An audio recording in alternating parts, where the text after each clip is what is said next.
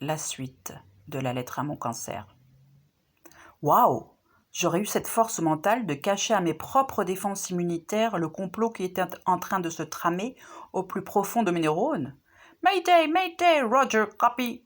Nous avons une bande de cellules délinquantes. La brigade de leucocytes n'a rien vu venir. La bande néoplasmique s'est transformée en gang incontrôlable. Il a réussi à leurrer le système immunitaire. Mayday, Mayday, Mayday. Une tumeur en vie. Non, correction. 6 tumeurs en vue. Même si j'adhère à l'évidence orientale, le corps et l'esprit sont intimement liés, je ne confère pas cet immense pouvoir à mon cerveau.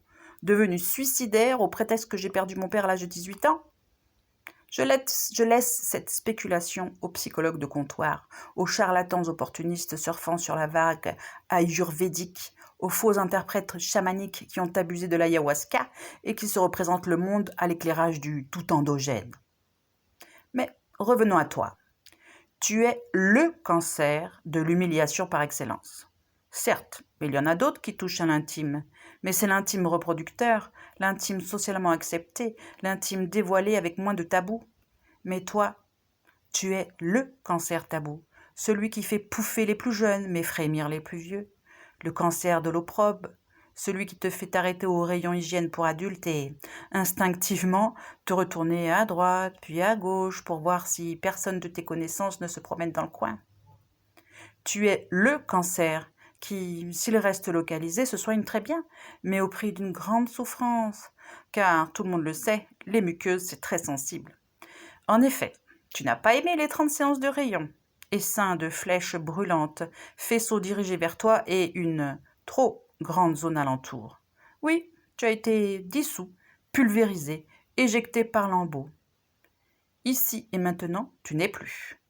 Tu as passé l'arme à gauche, mais moi, je ne suis plus la même personne. J'ai ce muscle mutilé, atteint dans son intégrité, trop relâché, responsable de fuites inavouables, n'inspirant que dégoût, m'obligeant parfois à passer des journées reclus, plié, bénissant l'inventeur de la douche et remerciant ma mère de ne pas être née au Moyen-Âge. J'accepte les traitements, les brûlures au 3e degré. J'accepte les allers-retours incessants à l'hôpital en urgence ou pas. Mais sache que je suis celle qui te harcèle en te répétant sans fatigue « Tu ne m'auras pas ».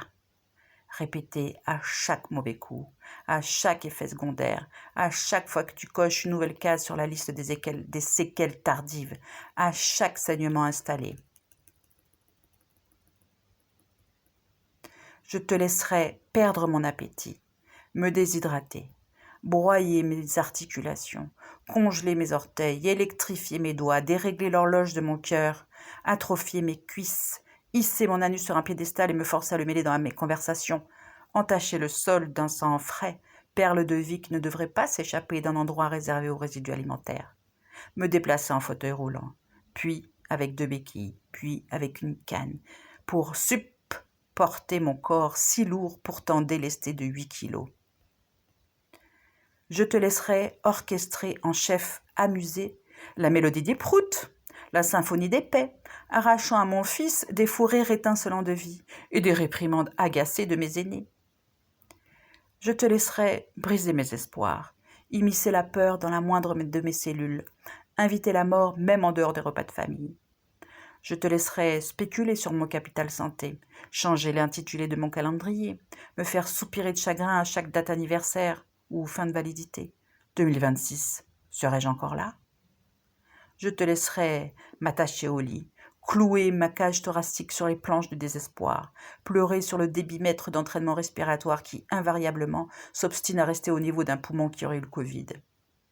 Je te laisserai, malgré moi, m'ôter provisoirement ma capacité d'être la mère dévouée, entière, toujours à la défense de sa famille. Je te laisserai m'obliger à endosser le costume de guerrière, à être en EMI, expérience de vie imminente, permanente. Je te laisserai m'achever, temporairement. Mais pour mieux rebondir, toute Amazone dépose les armes, retrouve sa grotte où somnoler, l'antre où se ressourcer, le fil d'eau ténu où s'abreuver. Mais je ne te laisserai pas miner mon appétit de vivre, abîmer mon sourire, éteindre ma voix et me priver des histoires du coucher. Je ne te laisserai pas voiler mon regard fasciné par le spectacle des flocons de neige qui tombent comme des guirlandes de coton. La neige. Je m'imagine un dieu lanceur d'alerte en train de dégoupiller une bombe de confettis d'ivoire pour rappeler l'homme à l'humilité, le contraindre à retrouver sa place dans la nature. Ce manteau blanc, cette robe de mariée perlée de diamants, déposée délicatement sur les épaules de l'humanité, rend lumineuse l'âme la plus grincheuse. Tu m'enlèveras des bouts de chair, mais tu ne m'enlèveras pas cette urgence à vivre qui m'extirpe du lit. Tu suctionneras mon énergie, me laissant exsangue, prostré sous la couette en position du fœtus, pleurant en silence pour que ça s'arrête.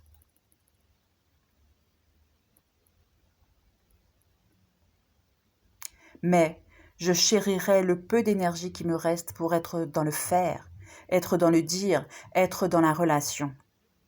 Pour finir, je ne te laisserai pas gâcher ces moments précieux où l'on fait corps avec la terre. Et, quand je ferme les yeux, ce n'est plus toi et l'encou avec sa faux et sa cape lugubre que je vois, mais l'éclaircie timide qui pointe au milieu de l'orage, l'arc-en-ciel effacé, le halo de lune qui transperce la brume, le lagon qui me berce, me secoue au gré des vagues, les tourneaux qui cuicuitent quand je m'allonge dans l'herbe.